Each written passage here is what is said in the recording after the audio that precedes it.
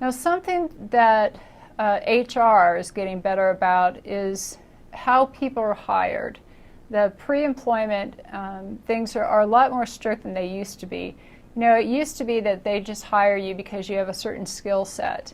And now they ask you all of these weird, feel-good kind of questions like, if you were working with somebody you didn't like, what would you do in that situation?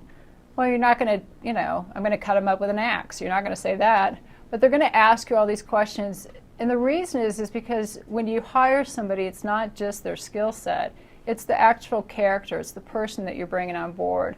So when you're hiring somebody, you may need to do a background check. You need to look at their education and experience. Those are two things that people most lie about: what amount of education they have, amount of experience.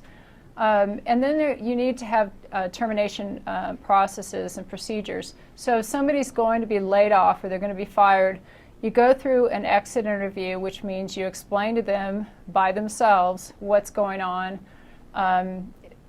Companies that want to protect their sensitive information, when they actually hire the employee, they'll have them sign a non-disclosure agreement saying that you can't share our secrets. Now, at the termination process, you might want to remind them, look, you signed this and you're legally responsible not to share our secrets.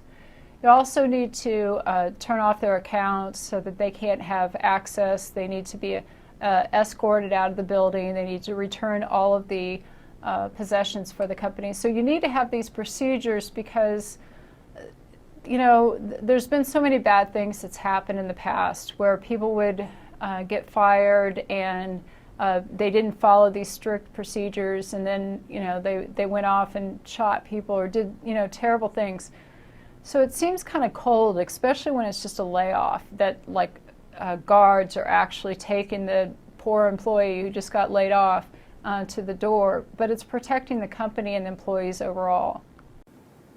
So there should be some type of a checklist that actually is followed. HR is getting, like I said, most corporations are getting a lot better about following specific things on hiring and firing. It doesn't happen as loosey-goosey as it used to before.